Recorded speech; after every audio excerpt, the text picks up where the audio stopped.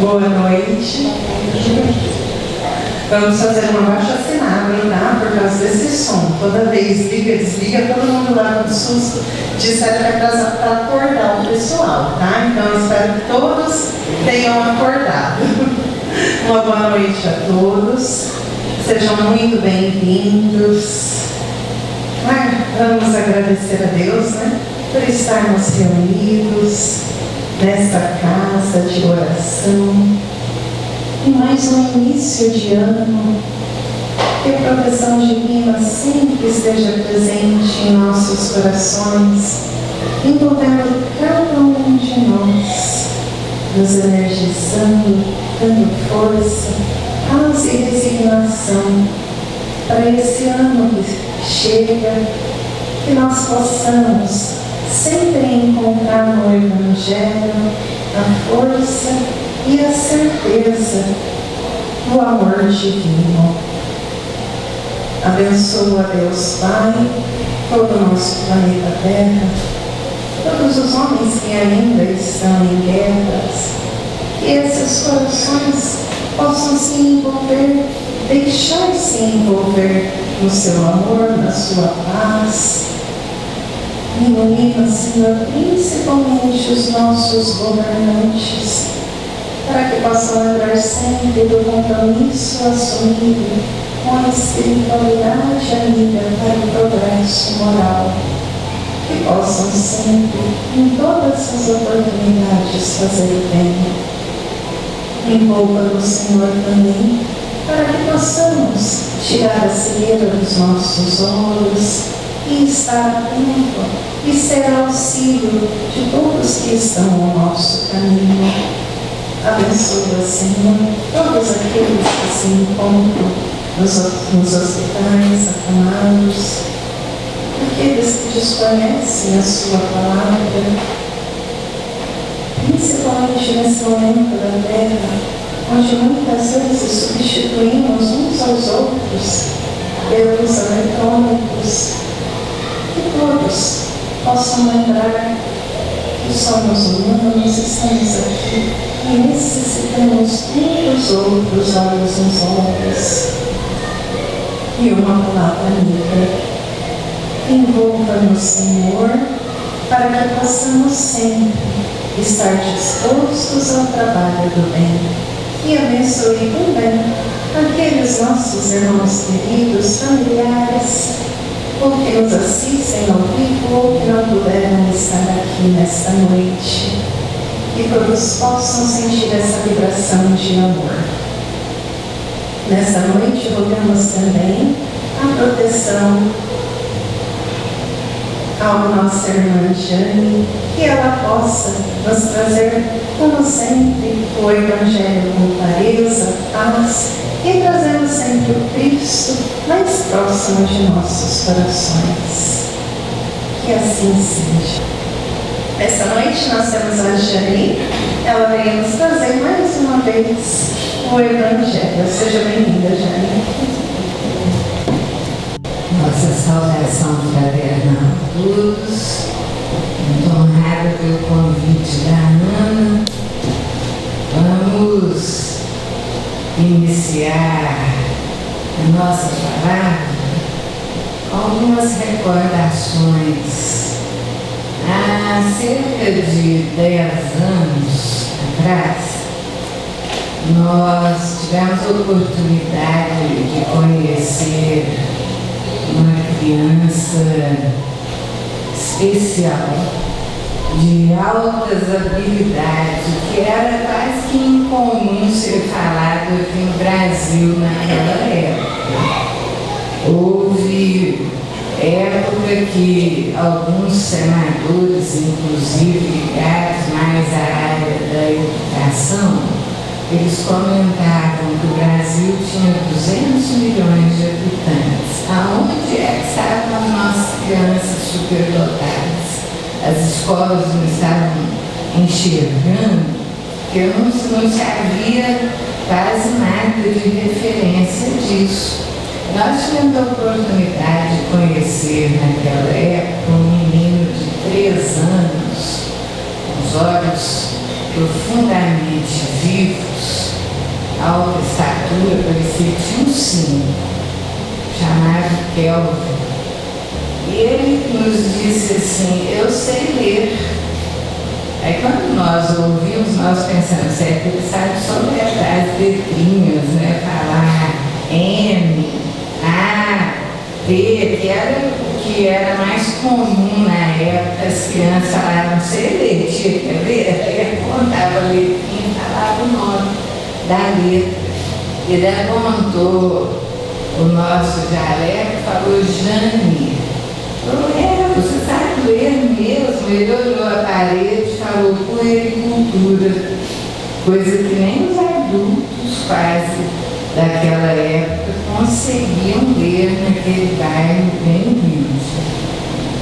Aí nós falamos: você sabe ler mesmo? Ele falou: eu sei sim, e aprendi sozinho. O avô que estava junto confirmou, que ele ainda não frequentava creche, confirmou que ele tinha aprendido sozinho. Aí ele virou na maior naturalidade e falou assim: agora eu estou aprendendo os números, já conto até 100, eu vou aprender a somar, multiplicar e dividir sozinho, diminuir. Aí ele tinha 3 anos nessa época. Quando ele tinha 5, eles o colocaram na escola, graças a Deus, uma escola com uma diretora extraordinária, e a professora enxergou a habilidade do menino, que ele tinha 5 anos, as crianças estavam aprendendo as letras, ele ia na biblioteca da escola buscar livros para ler. Então a professora, percebendo isso, e a diretora o colocaram na turma de 7 anos, uma coisa rara, porque aqui no Brasil era tudo meio emperrado, eles queriam exigir que a criança ficasse na sua idade cronológica. E hoje ele está havendo um crescimento de descobertas, né? Nós estamos vendo hoje, toda hora aparece nos meios de comunicação. Esses dias atrás fez sucesso um menininho lá de Manaus, né? Que passou na faculdade de matemática, Universidade Federal de Manaus, e o juiz determinou que ele devia ter a oportunidade de cursar matemática. Aí eles foram entrevistar o menino, 11 anos, e essas crianças especiais, elas têm uma naturalidade espontânea, não se notam como diferentes, mas eles estavam estudando inglês, conversando em inglês, preparando quando for para Harvard. E aí nós vemos muitas crianças aparecendo agora, sendo notadas. Há alguns dias nós vimos um menininho na favela da Rocinha, no Rio de Janeiro, muitos devem ter assistido isso, com 7 anos de idade, que já tem o diploma de Harvard. Ele estava dando aula para um grupo de professores.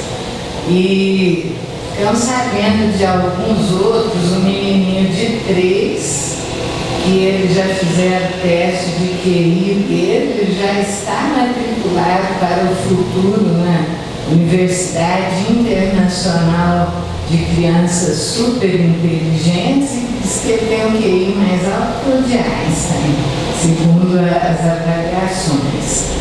E uma criança, 2 irmãozinhos, uma de 4 anos e um de 6, que também já viram que o QI deles é mais de 150, já estão inscritos nessa universidade internacional aí de crianças super inteligentes.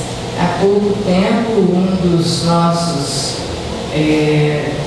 amigos que trabalham conosco, ele se aproximou assim, preocupado: eu não sei o que está acontecendo com meu filho, eu não consigo entender se ele é inteligente demais, o que é. O menino, até os 3 anos, não falava quase nada, porque ele pegou a pandemia pandemia, as crianças ficaram todas isoladas, isso deu um prejuízo nas crianças, principalmente na fala, né, na interação com as pessoas. E ele, com 3 anos, entrou para a escolinha. Agora ele tem 4 e a escola está investigando se ele tem altas habilidades para a matemática, porque o menino aprendeu a contar sozinho até 100, conta em inglês já. Aí o pai falou, não sei o que eu penso, será que ele é uma dessas crianças superdotadas? Porque outro dia a gente não tem essa linguagem lá em casa, nós fomos com ele no local que tinha algumas figuras, gravuras de animais, ele viu um polvo e falou, octopus. Onde que ele tirou isso? Viu, pai, né? Octopus.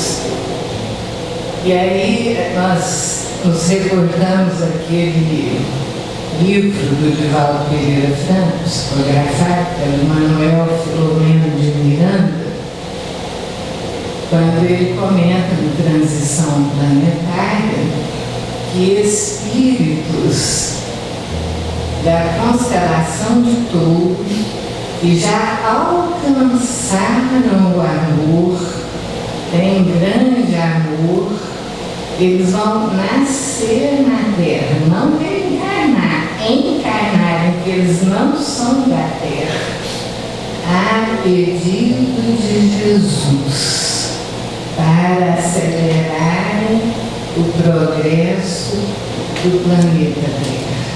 E aí, Manuel Filomeno de Miranda, ele descreve quando um desses espíritos se materializou ali na colônia Redenção, que é onde ele vive. E parece coisa do Jornada nas Estrelas. Tinha um tubo, né? E eles estavam todos concentrados, e com a concentração aquele espírito materializou-se naquele tubo e saiu. E com quase 2 metros de altura e uma leveza, parecia que flutuava no ar, e aonde ele passava ficava a harmonia, ficava um enlevamento deles, e parecia até que a natureza emitia melodias na passagem dele. Gente, eles estão vindo a pedido de Jesus, o governador espiritual do planeta. Se nós nos encantamos hoje com essas crianças que demonstram essas habilidades especiais, como teria sido Jesus? Que maravilha teria sido o mestre. Aí nós vamos lá na antiguidade e vemos que José teve um cuidado muito especial, porque quando ele foi alertado que Herodes desejava matar o menino, que convinha ele fugir de Belém, imediatamente ele atendeu. A última vez nós falamos um pouquinho da infância mais novinha de Jesus, agora nós estamos indo um pouquinho a mais. Eles foram para o Egito, ficaram lá cerca de 5 anos, quando os benfeitores em sonho avisaram José que eles podiam voltar à terra de Israel, porque Herodes não representava mais perigo, ele havia morrido.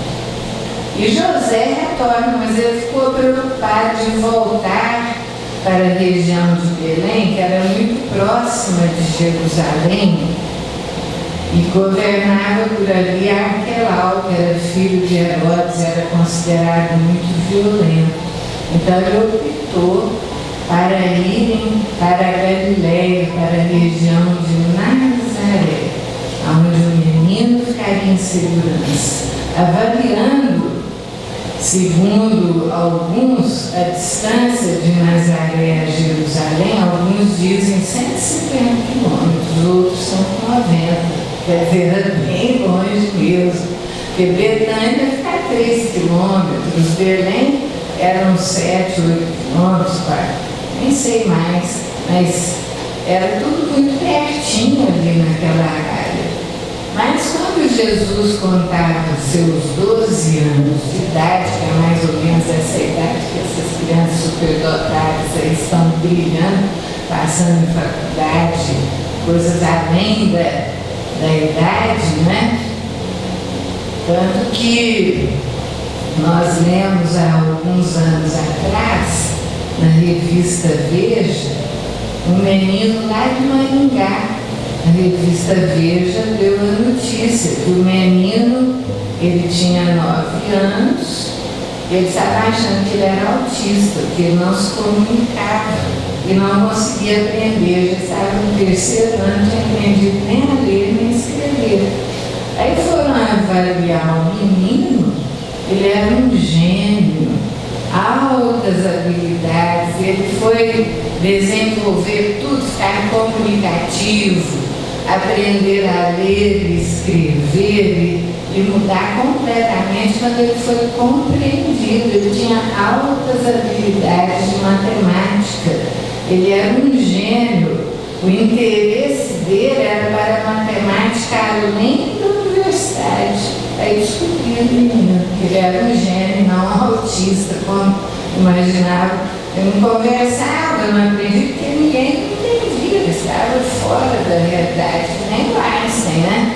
Einstein foi brilhar por cerca dos seus 12 anos, quando ele foi morar com um tio, que era um especialista em física, matemática e tudo, porque eles achavam que ele tinha um certo retardo mental, mas não interessava.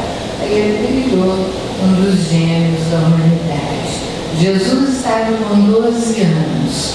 A distância de Nazaré a Jerusalém era grande, mas a Páscoa se aproximava. E eles então foram de Nazaré até Jerusalém, mas tinha que contornar Samaria, porque naquela época, ainda criança, Jesus não tinha, como adulto, passado dentro da Samaria para conversar com a mulher samaritana na região de Sicar. Eles contornavam para não entrar em Samaria. Então, saindo de Nazaré, eles se aproximavam da área do Rio Jordão, dando a volta para não entrarem na Samaria. Com isso, eles chegavam na cidadezinha de Jericó, que era um oásis no meio do deserto, subiam e passavam por Betânia antes de chegar a Jerusalém. E em Betânia havia aquela família maravilhosa, aquela família espiritual de seres que se amavam, que era Marta, Maria e Lázaro. Nessa época, Marta tinha a mesma idade que Jesus. Maria era a irmãzinha mais jovem e Lázaro era 1 ano mais novo. E eles pararam ali num poço, a caravana que vinha de Nazaré, vinha ali João Batista, primo de Jesus, Isabel, Zacarias, seu pai, uma caravana grande que era um modo como eles também se protegiam dos salteadores da estrada. E parando num poço, eles pararam perto da casa de Marta, Maria e Lázaro. E o pai deles veio conversar com José, com Maria, e fizeram amizade. E ele convidou-os para se alimentarem ali na casa deles. E ali Jesus conheceu Marta, Maria e Lázaro. E criou-se uma amizade imorredora entre eles. Marta, Maria e Lázaro, de tal modo que quando eles chegavam às viagens a Nazaré, de Nazaré até Jerusalém, passando por Betânia, Jesus ia com Lázaro e eles andavam de mãos dadas dentro da cidade de Jerusalém. Tamanha amizade fraterna que fizeram um com o outro. E ali, com essa idade, eles foram até o templo. E no templo, ele deixou boquiabertos os doutores da lei com a sua capacidade, com a sua inteligência. Imagina o mestre governador do planeta, ali presente no espírito puro, porque esses nossos pequenos, extraordinários, superdotados ainda estão no processo de aprendizagem no planeta, tanto quanto nós. Jesus, governador espiritual da Terra, um espírito puro, em quem não há nenhuma influência da matéria, e que tem uma intelectualidade, uma moralidade superior a de todos os outros espíritos da escala espírita. E ali estavam eles, quando passaram ali por Jerusalém. Imaginamos a grande confiança que José e Maria tinham em Jesus. Eles devem ter visto coisas extraordinárias, porque se esses menininhos hoje nos apresentam, aos 3 anos, uma capacidade incrível, Emmanuel, no livro A Caminho da Luz, nos diz que Jesus, desde o berço, se revelou tal qual ele o era desde o princípio, com toda a sua capacidade, com todo o seu amor. E ali eles voltaram de Jerusalém, e horas passadas, Maria e José não se preocuparam, porque Jesus não estava ali com eles, imaginaram que estavam com Isabel, João, seu primo, que antecedeu uns meses antes do seu nascimento, e Zacarias. Mas como ele não dava notícias, resolveram ir ver aonde é que estava Jesus. Estava lá, e quando viram que não estava presente ali na caravana, naquele momento com João Batista, Isabel e Zacarias, eles ficaram aflitos, começaram a perguntar na caravana inteira se tinham visto Jesus. E ninguém tinha. Então eles voltaram naquela aflição até Jerusalém. O menino só podia ter ficado lá com 12 anos, e ficaram procurando.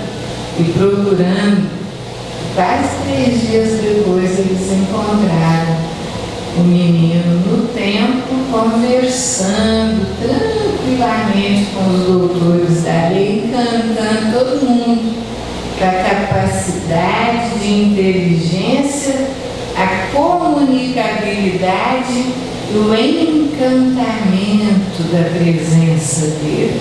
A ponto, diz Maria, depois no livro Boa Nova, através da psicografia de Chico Xavier, de Humberto de Campos, que Jesus havia deixado aqueles doutores da lei tão maravilhados, ela conversando com Isabel, pouco tempo depois desse acontecimento ali em Jerusalém, falando sobre os seus filhos, né? Isabel colocava que João muitas vezes era visto meditando nas estradas desertas, uma maturidade muito grande para a idade. E aí então Maria contou que o que tinha acontecido em Jerusalém, que aqueles 2 meninos deviam ser muito especiais por todos os acontecimentos que antecederam até os seus próprios nascimentos e seus nascimentos. E ali Maria então comenta que aqueles doutores da lei ficaram tão encantados com Jesus que um deles, especialmente chamado Eleazar, os chamou para falar que aquela criança deveria ter vindo para a queda de muitos em Israel, que tinha inteligência superior, e se ofereceu para custear os estudos em Alexandria, que era o centro da intelectualidade na época, em Alexandria. E Jesus estava do lado e ele não falou nada. Olha o respeito que os pais tinham por ele, eles podiam ter concordado imediatamente por Eleazar.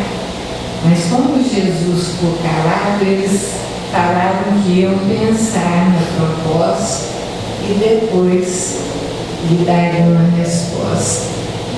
E Jesus nada falou. E Maria comenta nesse diálogo com Isabel que ela ficou incomodada, ela não conseguia nem dormir, preocupada com o futuro do menino, como que fariam, se ela deveria falar com Eleazar. E pensando nisso, com aquela preocupação intensa, no dia seguinte Jesus se aproximou dela e falou: mamãe, por que te preocupas tanto? Acaso não tenho demonstrado a minha comunhão com o Pai que está nos céus? Aí ela ficou surpreendida e falou que se preocupava com o futuro, desejava o melhor para ele. Ele falou que o melhor seria cumprir a vontade do Pai que está nos céus. E desejando demonstrar que o melhor aprendizado para um espírito é o próprio ambiente familiar, ele pediu humildemente a José que o colocasse com mais intensidade nos trabalhos da carpintaria. E aí, diz Maria, desde então, ele enche a nossa vida com amor e alegria. Aí o tempo passa, nós não temos muitas notícias dele. Mas, no meio dos essênios, e os manuscritos essênios foram encontrados em algumas grutas lá perto do Mar Morto, é uma região montanhosa na Judéia, o Mar Morto ali nas proximidades, cheio de montanhas. Eles encontraram manuscritos dos essênios que mostravam a passagem deles por ali. E ali perto da região do Hebron, cerca de uns 3, 4 anos após esse acontecimento dos 12 anos de Jesus, um grupo de essênios, cerca de 12, estava nas proximidades de Hebron, uma cidade muito grande para a época na Judéia, com um comércio intensíssimo. Eles procuravam algumas ervas e receberam um comunicado telepático do líder deles, um senhor já ancião chamado Lisandro, pedindo que fossem urgente para a região da Chácara das Flores, que ficava mais ou menos perto de Betânia, que era a região montanhosa. O líder desse pequeno grupo de 12 essênios era um moço ainda jovem, que devia estar com seus 24 anos de idade, que a média de idade deles era 18, 20, criados desde pequeninos pelos grupamentos essênios, que existiam já fazia quase 200 anos, numa preparação para receberem aquele que eles chamavam a grande estrela, que eles sabiam que o Messias viria, e se preparavam, cultivando as virtudes, cantando hinos de louvor que eles esperavam quando a grande estrela se comunicasse com eles, fazerem uma festa e cantarem aqueles hinos de louvor que eles faziam a vida inteira, desde criança, vivendo na castidade, na pureza dos sentimentos, fazendo o melhor que podiam para se tornarem seres espirituais dignos de terem com eles a presença da grande estrela. O líder desse grupo, com cerca dos seus 24 anos, um pouquinho mais velho, era Josafá. O paizinho costumava dizer que o Josafá era o Carpachuto, que foi uma encarnação anterior do Chútil, e que o Lisandro era o Bezerra de Menezes. O tempo vai nos mostrar um dia, quando a gente desencarnar, nós vamos saber, né? E eles estavam indo nas regiões montanhosas e o dia já estava escurecendo. Eles estavam preocupados, porque receberam aquele chamado telepático de Lisandro e sabiam que era alguma coisa mais ou menos urgente, mas não tinham ideia do que era. Eles tinham que se dirigir para aquela região, Chácara das Flores, que era um acampamento grande que tinha muitos essênios. E eles estavam indo numa área que tinha um pouco inóspita a caminhada, e estava já na hora do pôr do sol, estava escurecendo, quando eles viram uma estrela, uma luz, um sol se aproximando, e ficaram estáticos, porque a luz se tornava cada vez mais intensa, se aproximando deles, vindo da área este do mar. Quando se aproximou no meio daquela fulguração de luzes, um jovem adolescente belíssimo que veio se transportando pelo ar, um fenômeno de levitação. E eles calculavam que ele tinha entre 14 e 16 anos. E ele o saudou, e eles se prostraram de joelhos, porque tiveram certeza de que estavam diante da grande estrela que tanto esperavam, e que o encontro foi um tanto quanto inesperado. Foi diferente do que eles pensavam, que imaginavam que ele ia surgir no meio deles numa festividade, que iam cantar, que iam festejar, e ali estava ele numa hora em que eles nem imaginavam.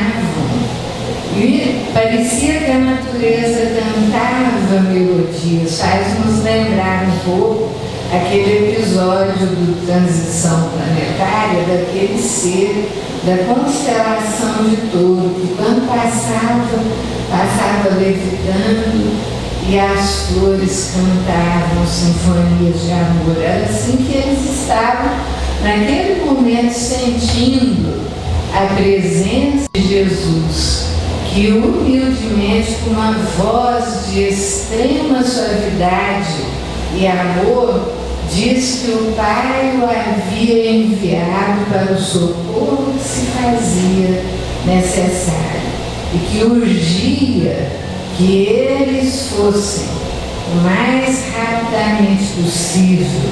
Era escuro, eles não conseguiriam andar com destreza naquela área inóspita montanhosa que era cheia de precipício.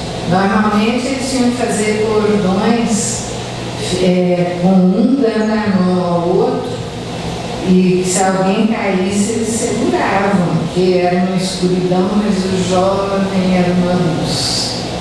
E foi à frente, iluminando o caminho. Eles conseguiram ir com segurança. Houve um momento, depois de algumas horas de caminhada,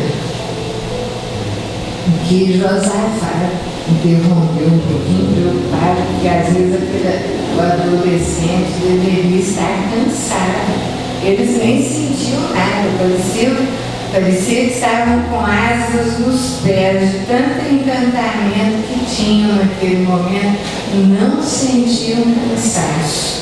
Mas ele, preocupado com o jovem, comentou que havia uma pensão nas proximidades, se não era conveniente que eles parassem para descansar.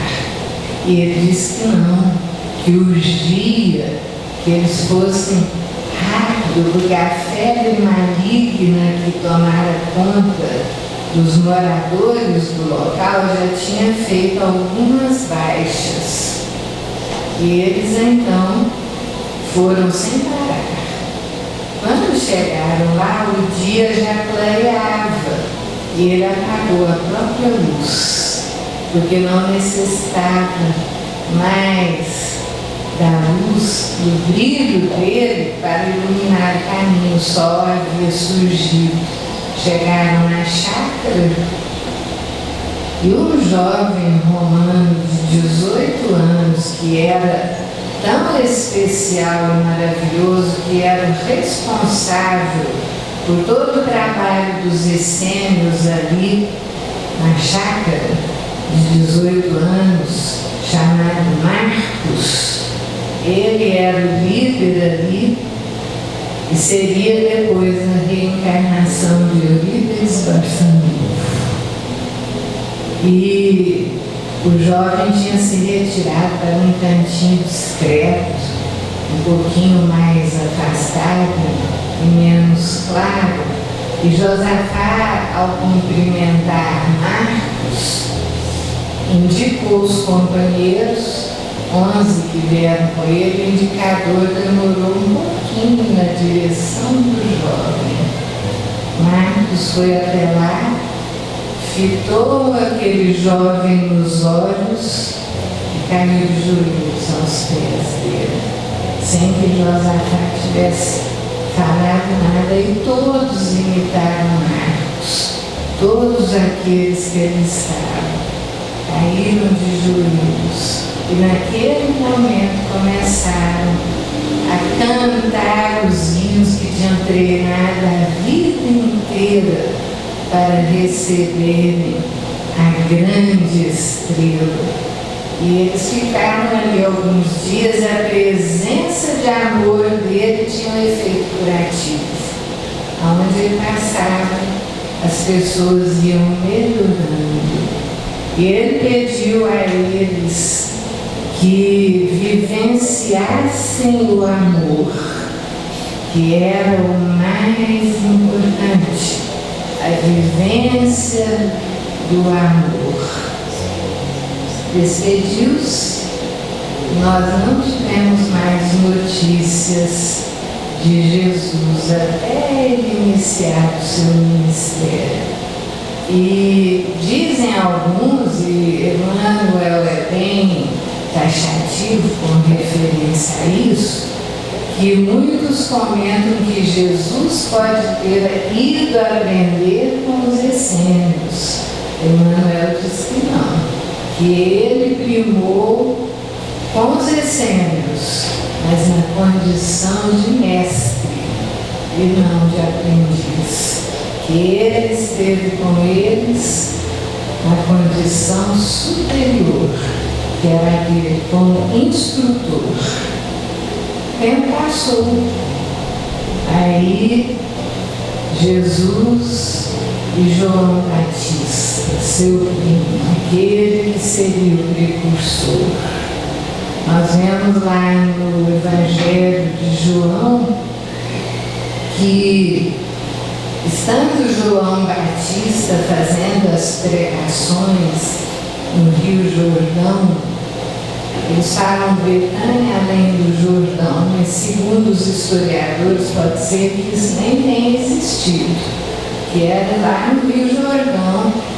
E sabendo que ele batizava e era a voz da verdade, porque Jesus era a voz do amor, João Batista era a voz da verdade. É interessante, não é? Nós vemos no livro de Leon Denis, aquela frase magnífica dele no programa do Cerco Estimulador, quando ele diz que a verdade é como uma gota d'água pendendo da extremidade de um ramo. Ao clarão do sol, brilha a pureza de um diamante. Ao cair, mistura-se com as impurezas dos homens. A verdade estava na voz de João, no que ele pregava. E os homens precisam, a pouco e pouco, ir despertando a possibilidade de enxergar a verdade que é divina e morredora e existe sempre.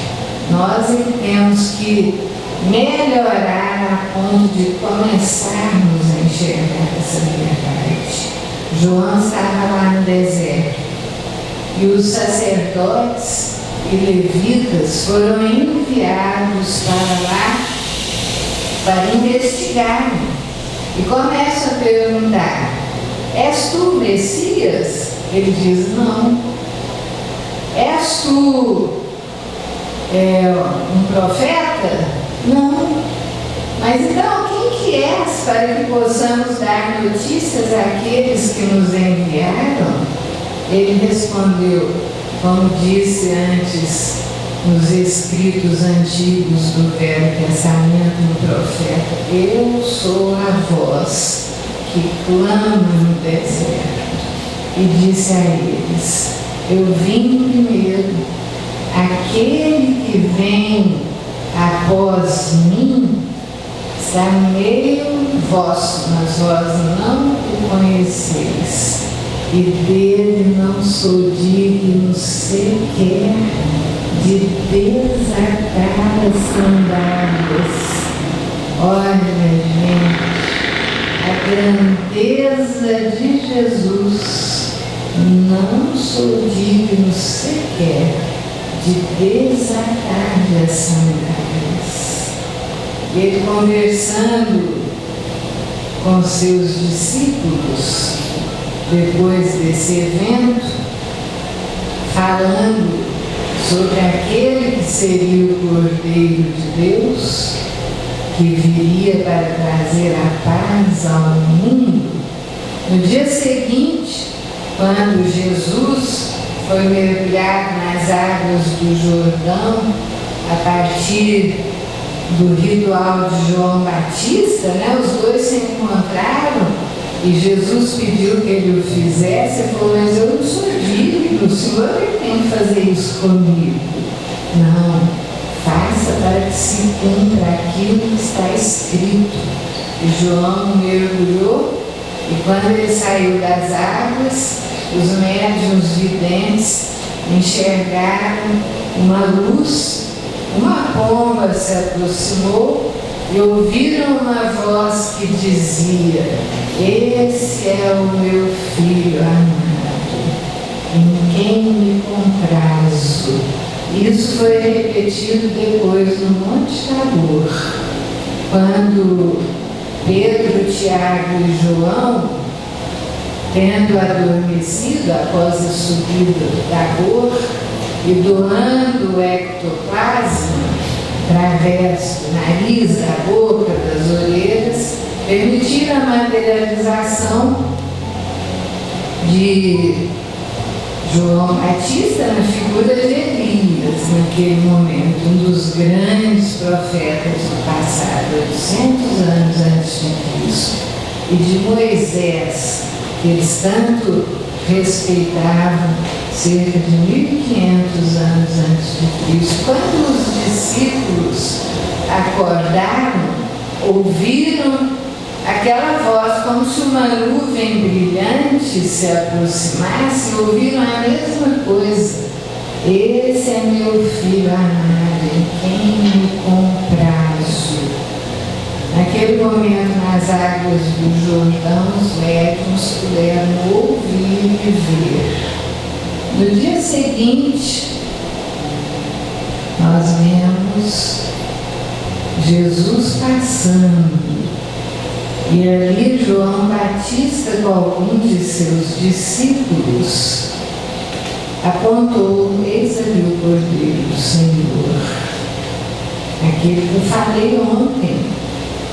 2 deles se levantaram, eram André e João, e acompanharam Jesus, a ponto dele sentir, virar-se e perguntar: o que deseja? Senhor, onde moras? E foram até a casa dele, conversaram com Jesus, tiveram a certeza de que ele era o Messias, tanto que André foi procurar Simão. Isso está no Evangelho de João, na Bíblia, que nós precisamos ler e reler. E ali ele foi buscar Simão e falou que tinha encontrado o Messias. Mas de onde que ele é? Olha o que eles queriam saber, porque tinha tanta gente que aparecia fazendo palestras, aparecia para as multidões e todo mundo pensava: esse é o Messias, e não era. Né? Que brilhava e sumia, mas de onde que ele é? De Nazaré. Mas tem alguma coisa que prestasse, saiu de Nazaré, porque Nazaré não tinha uma fama muito boa, não, mas foi proposital a ida de José para lá, porque assim Jesus podia passar despercebido. Aí eles foram, Simão encontrou com ele, e Jesus falou: Simão, Bar Jonas, Simão, filho de Jonas, aqui nessa pedra edificarei a minha igreja, quer dizer, na rocha que era ele, na firmeza que era ele. Aí o povo começou depois a falar Simão Pedro. E ali eles partiram em direção a Cafarnaum, chamaram também Filipe. Filipe conheceu Jesus. No meio do caminho, Filipe pediu para esperarem, que ele tinha que buscar um amigo, que ele tinha combinado de encontrar. Eles ficaram esperando, ele foi quilômetros adiante e encontrou Natanael, embaixo de uma figueira, numa sombra. Ele disse: venha comigo, que eu encontrei o Messias. E Natanael perguntou a mesma coisa: de onde que ele é? De Nazaré. E respondeu a mesma coisa: mas alguma coisa que presta já saiu de Nazaré? Mas ele foi com Filipe. E quando ele encontrou Jesus, Jesus disse assim: eis aí um israelita em quem não há dolo. Quer dizer, é um israelita corretíssimo. Ele falou: como o senhor sabe?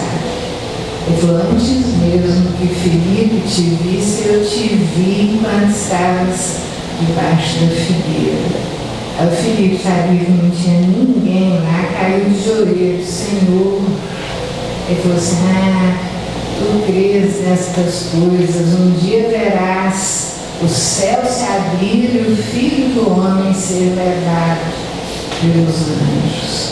Então, gente, eles já se conheciam, já sentiram aquela presença de amor. Não é uma coisa de conto de fadas, estavam lá pescando, nunca tinham visto Jesus, e eles chamam e eles o seguem imediatamente. Eles o conheceram, por isso eles o seguiram quando o chamou. E quando ele chamou Tiago e João, os 2 irmãos mais novos, lá na região de Cafarnaum, eles já o tinham ouvido numa palestra na véspera e já tinham se encantado. Nós sabemos que nada acontece por acaso. Era uma reunião de amigos que já se amavam antes, que já estavam preparados antes do nascimento. Então nós vemos ali a singularidade do processo. Nós vemos que Filipe, André, Simão Pedro, Tiago e João eram da mesma aldeiazinha chamada Betsaida, que ficava assim: Cafarnaum estava aqui no lago era como se fosse aqui, ó, Betsaida, ao lado de Cafarnaum. Eles eram dessa região, sim. Mateus, que seria Levi, coletor de impostos, a quem Jesus entrou na coletoria e falou: Levi, venha comigo, e ele largou tudo e foi acompanhar Jesus. Era primo de Jesus, ele era de Nazaré, tanto quanto Tadeu e Tiago, o mais velho, eram filhos de Alfeu, os primos de Jesus de Nazaré. Então imagina o que eles devem ter visto Jesus fazer quando era criança. E quando ele chamou, estavam apostos, todos eles. Então eles eram os 3 de Nazaré. Tomé era de Dalmanuta, uma cidade que ficava ali pertinho também. Ele tinha um irmão gêmeo, por isso que é Tomé, o Dídimo. Era um grupo heterogêneo. Um deles era Simão Zelote, que era um dos mais velhos. O que era Zelote, gente? Eram os terroristas da época. Os Zelotes eram os revolucionários que agiam contra o Império Romano. Então, quando eles se aproximavam, todo mundo morria de medo. Fugia todo mundo das ruas, fecharam as portas, porque onde os Zelotes chegavam tinha morte. Mas aí o Simão Zelote começou a não gostar mais daquilo. E ele tentou mudar. Quando ele conheceu Jesus, foi a mudança que ele precisava. Ele se transformou. Então, ele era da região de Caná, da Galileia, que era pertinho ali de Nazaré, ficava mais ou menos a uns 7 quilômetros. Foi aonde Jesus iniciou seu ministério, com as bodas de Caná, transformando a água em vinho. Todo mundo era amigo de todo mundo, imagina. 7 quilômetros só de distância, o povo fazia isso em 2 horas, andando a pé, talvez até em menos tempo, conforme o jeito da pessoa. O único que era mais distante era Judas Iscariotes, da cidade de Quéros, da Judéia, e que tinha um comércio aqui na região de Cafarnaum. Esse grupo heterogêneo, chamado por Jesus, não titubeou, porque eles sentiram o chamamento na alma, sentiram Jesus a convidá-los. Deram trabalho, hein? Deram trabalho, porque Jesus foi moldando um a um. Tiago e João, que eram mais novinhos, né? Tiago tinha 18 anos, João tinha 16.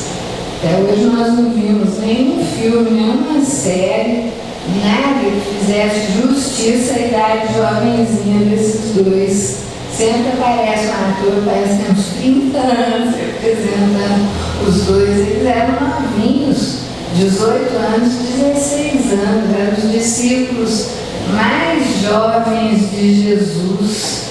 E ele chamava de filhos do trovão, porque eles eram explosivos, temperamentais, a ponto de, às vezes, quando uma coisa desagradava, que alguma coisa contra Jesus, por exemplo, eles ficavam enraivecidos, falavam assim: Senhor, eu mandar um raio e acabar com isso aí. Então eles eram os filhos do trovão, mas eles foram se modificando com o amor de Jesus que os foi educando, a ponto de depois, mais tarde, com seus 99 anos, João, que era o único remanescente dos 12, porque todos os 12 tiveram que fazer sacrifícios por amor a Jesus. Ele não tinha débito carne.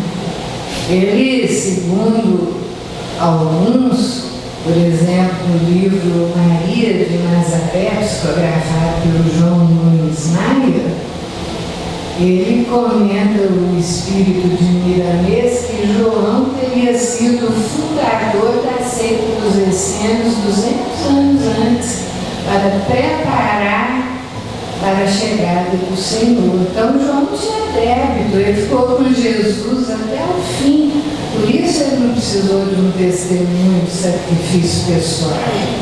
Ele se levantava com dificuldade, imagina, 99 anos, uma coisa inusitada, né? Numa época que até há pouco tempo nós moríamos aqui no Brasil com 70. Só se a contagem do tempo às vezes era meio diferente na época, né? Mas falam que ele tinha 99 anos e se levantava dizendo: meus filhos, amai-vos uns aos outros. Esse é o convite de Jesus. Ele chamou seus discípulos de uma população simples, desconhecida, anônima, e eles, em nome dele, mudaram a história, porque ele mudou a história antes do Cristo, depois de Cristo. E foi aquele colégio apostólico humilde e simples de pescadores que mudou a história com ele. Então hoje nós temos possibilidades de conhecimento, temos como nos instruir, e o Evangelho, através do Espírito de verdade, ele nos diz, na verdade o nome seria o Espírito da verdade, que é a verdade, não é de, mas a da, o Espírito da verdade. Ele nos diz: espíritas, amai-vos, eis o primeiro ensinamento, instruí-vos, eis o segundo. O Espírito da verdade nos concita a nos amarmos e a instruirmos, e somos humildes, aqueles prepostos simples que podemos ser de Jesus nessa hora extrema do planeta, em que tanto nós vemos de sofrimento e dor gastando na terra. E sejamos aqueles que saibam enxugar as lágrimas, consolar as dores, levantar os caídos, iluminar os aflitos, conseguir com a nossa conduta acalmar as trevas, iluminar as trevas com a presença do amor. Porque o que são as trevas, senão aqueles que ainda não conhecem as claridades da luz, mas que um dia conhecerão. Todos nós somos convocados nessa hora a amarmos, a sermos arautos da paz e da esperança. Poderíamos falar mais, mas fica para outra ocasião, que o nosso tempo já terminou. Vamos deixar aqui nosso desejo de paz profunda, e que possamos em cérebro, em raciocínio, obedecer, e no coração resignar, compreender, porque a fé racional é aquela que caminha passo a passo em todas as épocas da humanidade e não se derruba, dá força da rocha que se mantém firme, mas o coração é que deve amar, e devemos ter Jesus no coração, aliar as duas coisas, porque Jesus pode estar próximo de nós e dizer: segue-me, eu vos farei pescadores de homens. Quem sabe? Que Deus nos abençoe. Muito obrigada, Jânia. Jânia, como sempre, ela faz várias obras misturando, fazendo a essência do Cristo tão pertinho da gente, que eu me vi dentro de alguns livros relendo Mas eu acho que é tão mais gostoso quando as meninas contam, a Maria Luísa também tem uma facilidade para contar essas obras, que a gente acaba assim cantando com a perfeição, né? Imaginando nessa época de Cristo, ouvindo o convite, qual seria o nosso comportamento ainda hoje, né? Qual é o nosso comportamento se essa luz chegasse até nós? O que faríamos? Pensando nisso, em todas essas palavras, até mesmo colocando ela no nosso coração, como meta, né? Elas ainda um ano todo ainda pela frente, a encarnação, temos tempo de aproveitar o máximo, né? Então eu convido os trabalhadores da sala de classe e os que aqui ficarem permaneçam em oração. Boa noite. Então vamos levar nosso pensamento a Deus e agradecer a oportunidade de estar aqui nessa casa que nos traz acalento, que nos traz paz. Ó Deus, querido Pai, Mestre e amado Jesus, estejais em nossos lares, trazendo a luz, a paz, a oportunidade, Senhor, do aprendizado, que possamos nessa encarnação compreender os desígnios que nos trazes a carne, as provas e as dificuldades, que tenhamos, Senhor, a tua mão amiga em nosso lar, para nos dar a energia, as forças e a compreensão, bem como, Senhor, pedimos e rogamos a bênção a todos os habitantes do planeta Terra, que aqueles que ainda não te conhecem encontrem a tua luz e a tua paz e o teu amor, que possamos cada vez mais amar o próximo uns aos outros, pensar sempre no meu irmão antes mesmo de mim, como aqui viestes, o Filho de Deus, ensinar a todos nós. E ele nos ensinou a oração ao nosso Pai querido que estás no céu, e convida a todos a rezar junto comigo. Pai nosso, que estais nos céus, santificado, Senhor, seja o vosso nome. Venha a nós o vosso reino, seja feita a vossa vontade, tanto na terra quanto nos céus. Que o pão nosso, Senhor, de cada dia que nos dai hoje, perdoa, Senhor, as nossas ofensas e ajuda-nos a perdoar aqueles que nos têm ofendido.